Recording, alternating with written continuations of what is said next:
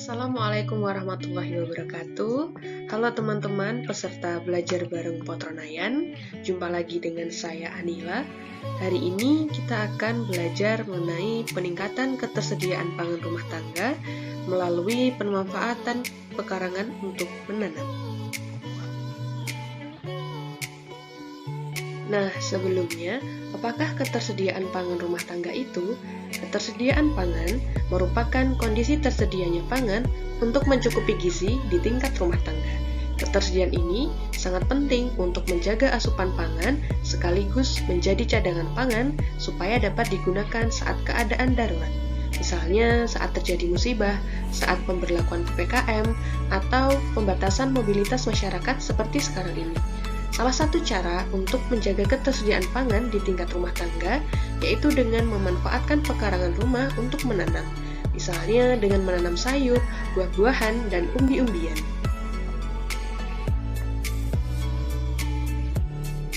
Ada banyak manfaat menanam di pekarangan rumah, di antaranya di bidang ketahanan pangan. Kita dapat meningkatkan ketersediaan pangan di tingkat rumah tangga, sehingga ketika terjadi musibah, pemberlakuan PPKM, atau pembatasan mobilitas masyarakat, kita tidak perlu khawatir karena kita telah memiliki cadangan pangan di kebun sendiri yang dapat kita konsumsi sehari-hari. Yang kedua yaitu di bidang kesehatan. Kita dapat menjamin kualitas makanan karena kita menanam makanan kita sendiri yang bebas dari bahan kimia berbahaya atau bahan pengawet.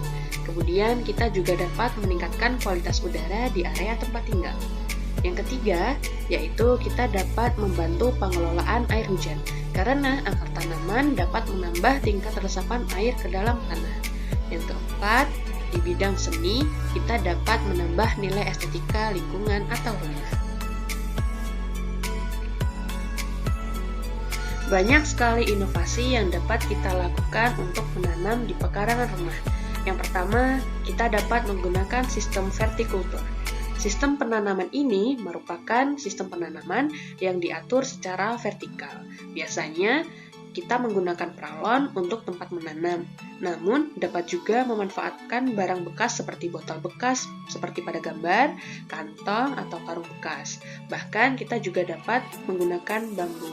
Sistem vertikultur ini dapat menggunakan media tanam berupa tanah maupun air seperti hidroponik. Beberapa keunggulan sistem vertikultur yaitu dapat dilakukan di lahan yang sempit, kemudian hasil lebih banyak karena memaksimalkan pemanfaatan lahan, kemudian mudah dipindah-pindah, murah dan ramah lingkungan ketika kita memakai barang bekas untuk media, kemudian dapat mengurangi resiko gulma. Nah, berikut ini merupakan cara pembuatan media vertikultur. Alat dan bahan yang kita butuhkan yaitu botol bekas ukuran besar, solder, gunting, tali tambang, dan cat. Untuk cat ini opsional ya, kita boleh memakainya, kalau tidak juga tidak apa-apa. Nah, ada 3 step utama untuk kita membuat botol bekas dijadikan sebagai media vertikultur. Yang pertama, kita harus melubangi botol bekas.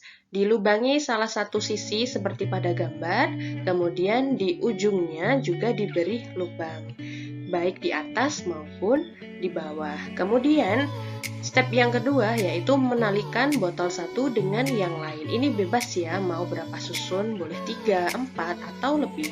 Nah, yang terakhir adalah ketika sudah ditalikan, maka jadilah seperti pada gambar ketiga, siap diisi dengan media tanam dan tanamannya.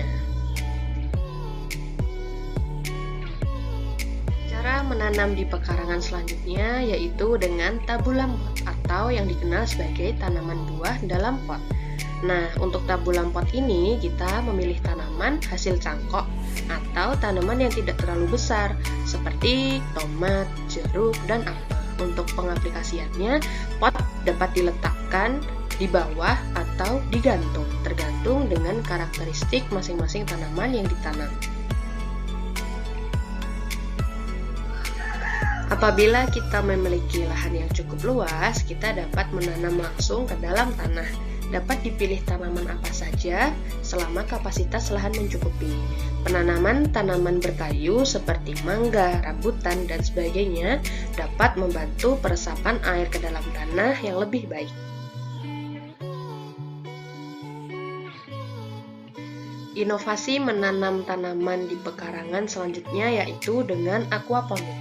Aquaponik atau budidamber, budidaya ikan dan tanaman dalam ember, merupakan inovasi pemanfaatan pekarangan untuk menanam dan memelihara ikan, sehingga ketersediaan pangan sayuran dan protein dapat dipenuhi sekaligus. Nah, untuk pembuatan budidamber ini dapat menggunakan ember yang cukup besar, kemudian tutupnya dilubangi seperti pada gambar, sehingga memungkinkan gelas-gelas plastik dapat masuk untuk tempat menanam sayuran seperti kangkung, bayam, selada, dan sebagainya. Nah, kemudian di bawahnya itu dapat digunakan sebagai kolam ikan. Ikan yang dapat dibudidayakan dapat berupa lele, gabus, nila, atau disesuaikan dengan keadaan air yang akan dimasukkan.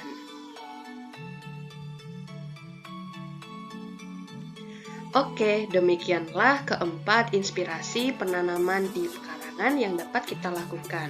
Jika ada pertanyaan, boleh ya kontak saya di email anila.indrianti@gmail.com, Facebook Anila Indrianti, Instagram anila.indrianti. Terima kasih atas perhatian ya teman-teman, semoga dapat bermanfaat. Wassalamualaikum warahmatullahi wabarakatuh.